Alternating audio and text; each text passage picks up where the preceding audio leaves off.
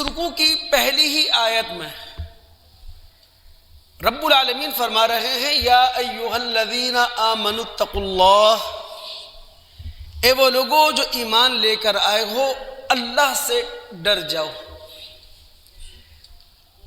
تقوی کا بہترین ترجمہ انگلش مترجم نے کیا کیپ یور ڈیوٹی ٹو اللہ، یعنی اللہ تعالیٰ نے جن ذمہ داریوں کا پابند ہمیں بنا دیا ہے ان ذمہ داریوں کو ہم ادا کریں اس نظریے کے تحت کہ اگر ہم نے یہ ذمہ داریاں ادا نہ کی تو کل قیامت کے دن خالق اور مالک کے سامنے ہم جواب دیں ہیں۔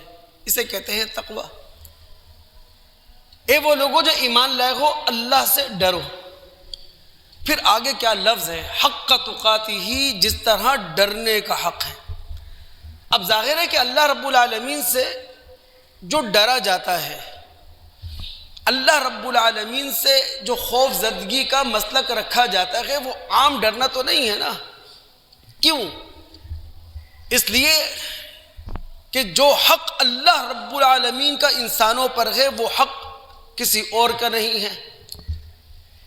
اس لیے کہ جو حدود اور قیود اللہ رب العالمین نے ہم انسانوں کے درمیان قائم کی ہیں، جن کے توڑنے پر اللہ رب العالمین ہمیں سزا دے گا، ان حدود اور قیود کا قیام اللہ رب العالمین نے ہماری ہی فلاح و بہبود کے لیے کیا ہے، ہمارے ہی فائدے کے لیے کیا ہے، اپنے فائدے کے لیے کچھ نہیں کیا۔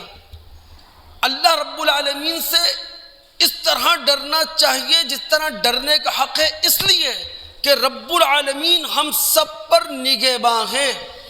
اللہ رب العالمین ہماری پوری کارگزاری پر نظر رکھے ہوئے ہیں۔ وہ صرف ہمارے اعمال پر نظر رکھے ہوئے نہیں ہیں بلکہ ہمارے خیالات تک سے واقف ہے۔ اور اللہ رب العالمین سے اس لیے ڈرنا چاہیے کہ اللہ رب العالمین کی پکڑ سے کوئی بچانے والا نہیں ہے، چاہے وہ اپنی ذات میں کتنا ہی مقدس کیوں نہ ہو۔ اے وہ لوگوں جو ایمان لے کر آئے ہو اللہ سے ڈرو جس طرح ڈرنے کا حق ہے۔ اور پھر کیا اللہ نے جملہ کہا، وَلَا تَمُوتُنَّ إِلَّا وَأَنْتُمْ مُسْلِمُونَ، اور جب دنیا سے رخصت ہونا اس حال میں کہ تم ایمان کی دولت سے مالا مال ہو، جس کا مطلب یہ ہے جس خوف زدگی کی بات کی جا رہی ہے، جس تقوی کی بات کی جا رہی ہے، اللہ سے ڈرنے کا جو حوالہ دیا جا رہا ہے وہ وقتی نہیں ہے، وہ عارضی نہیں ہے، بلکہ تقوی کا تعلق انسان کی پوری زندگی سے ہے۔ جینا بھی اس تقوی کے ساتھ ہے اور مرنا بھی اس تقوی کے ساتھ ہے۔ پھر یہ تقوی کا راستہ ہے نا دوستو، یہ کوئی سہل راستہ نہیں ہے، یہ کوئی آسان راستہ نہیں ہے، یہ کوئی ہموار راستہ نہیں ہے۔ تقوی کا راستہ نشیب و فراز سے بھرا ہوا ہے، یہاں اتار چڑھاؤ قدم قدم پر آتا ہے، یہاں آزمائشیں اور فتنے ہر جگہ موجود ہیں۔